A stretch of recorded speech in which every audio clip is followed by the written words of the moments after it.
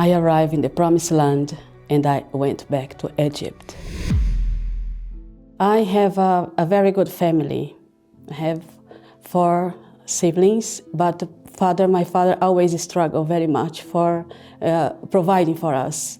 But we always united.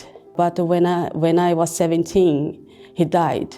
And the suffering started because we found out that the house was just broken. Everything just fell apart and everybody just went their way. And then when I got at the age of 20, I got involved with some girls. They were prostitutes and I didn't know that. Through that, I got involved in this situation as well. Until I was 21, that I got pregnant.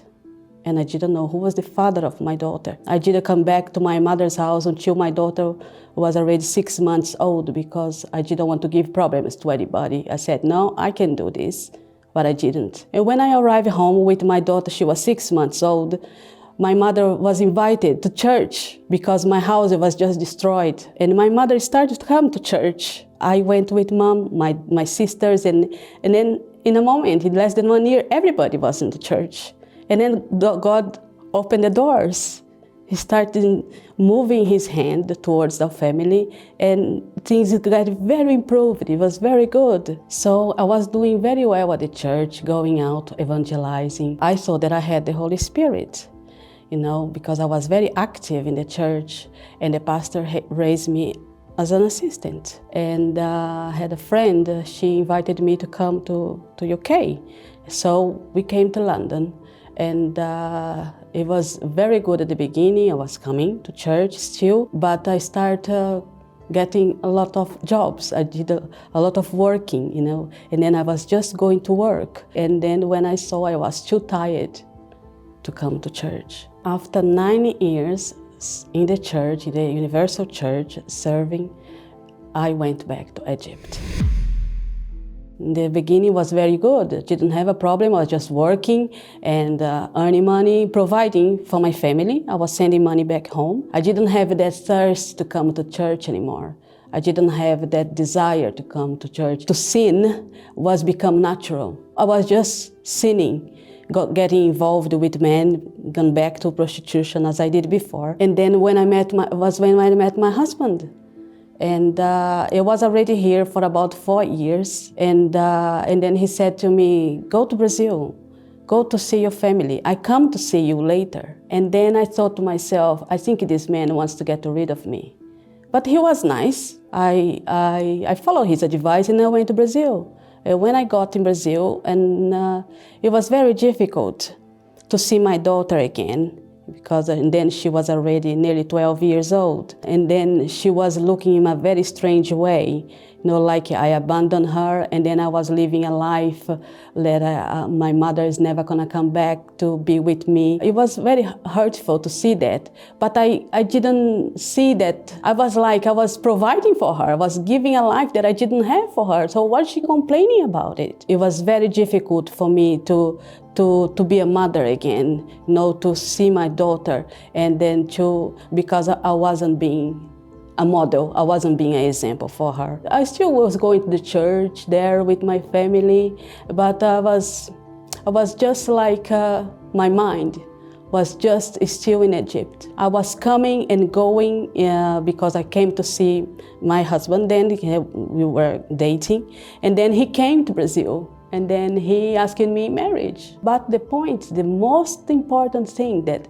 by then it was already 7 years that I was out of the church. I was having everything. I was having a husband, I was having a lovely house, but at the day of my wedding, it should be a blessing day, a very nice day for any bride. But it wasn't that for me. In the day of my wedding dress on, I put my head on the floor. God, I'm having this, but I'm not having you. I needed to go back. I needed to have a peace because there was like a situation in my mind. It was really, really hurting because I didn't want to make it like a life of a prostitution. So maybe God will bless me. I didn't want to do that. I wanted to do right. So I want to come back to church. So I decided to come back to church. I came back, and that was very good. In the beginning, my husband did criticize me a lot, But later on, he said, I'm gonna follow her. So he came to church with me. So from the Egypt, there was I, once again, in the desert, towards the promised land. So being back at the church, I started to take part of the campaigns of Israel and the fast of Daniel. I did purposes for my marriage, for my family, for myself. And then years gone and years comes out and things were still missing. The thing was really ticked when my pastor started doing a purpose. The purpose was that we would surrender ourselves, submit to God, so the devil would flee from us. So after a few days doing that, and there was one particular day that I said, you know what? I had enough. He started just showing me who I really was. So then, it was one evening after the Liberty Radio program.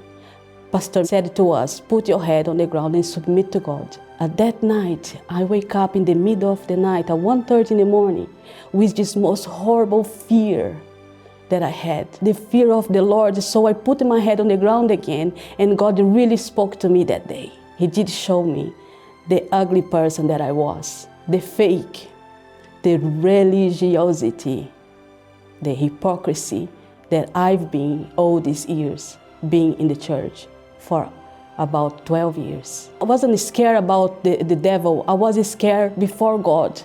I said, my God, what I'm doing with my life. So the next morning I sent a message to my pastor and I spoke to him. And then I said to him, you know, Pastor, I am a fake. I don't want to live this life anymore. I had enough. I don't want to live like it is because I'm dying. I am dying and I'm going to hell. When I spoke to Pastor, and he said, but why do you think like this? Because that's what I am, Pastor. And I need your help. And I'm taking my mask here for you. Because God showed me that I am ugly, that I have no salvation. And that was the most horrible and sad thing that a person can realize. That was my moment of sincerity that I had before God. That evening he made a strong prayer for me. I did not manifest with any evil, but I left the church already. I said, God, you are wonderful, because I had peace already. And I said, if I die today, I'm saved, and then I'm happy. That day, I did not hear anybody else's voice in that church but my voice. And I knew that day God heard me, because I did cry out for him with all my heart, all my understanding. Because the sad thing, you'll be inside of the church for so long, you don't have his presence inside of you. That must happen. So then the campaign of Israel was taking part. I was inside of the envelope already. But this time I said, I must come down off this altar a new person. And God fulfilled my desire of my heart, because he knew that this day would happen to me, would come to me. Just like Nicodemus, perhaps, you must be born of water and the Spirit. I want to get baptized. So the next Sunday, I wasn't. I hid myself in the toilet in the church with my gown, and I said, tell Pastor that I'm ready when he is. When I went in the pool, I was already washed away. When the pastor poured out the water on my head, it was like this most wonderful joy just came over me. That was just the Holy Spirit washing me out and making me new again. And then I said, glory be to God. So I was just before all the people on the church, and I was there, just full of this joy that God accepted me. I just didn't care about anyone. I just cared about my soul. And the following days, Bishop Macedo was doing his service at 3 o'clock in the morning in the temple. I was taking part as well. I was doing everything. I was giving my all. I was so tired physically, but spiritually I was so strong. The same week, at 9 o'clock in the evening, I put the service again for the Bishop Macedo. And then I was listening, and that was the day that I received the Holy Spirit. This happiness, this joy, this love that I received, this amazing grace that he had for us. He doesn't leave me. When I go evangelizing, it's just like not me talking. And I'm so delightful to be here and sharing with everybody, because now I know what is to have the presence of God, what is to have the real promised land, the new Jerusalem inside of me. I know now how it is. My family is a blessing. My marriage is a blessing. I have a great relationship with my daughter, and she is assistant at the church together with her husband. They both serve God. I have a blessed family, and then everybody is being supported by the altar, because the altar doesn't fail. I am a blessed wife today. I look at my husband and I have a new love for him now, because I have the love of the Father inside of me. Even for him, my love towards him is something amazing, you know. I am a blessed person today. I just wanted that everybody have this, because it's a wonderful thing to have the presence of God inside of us.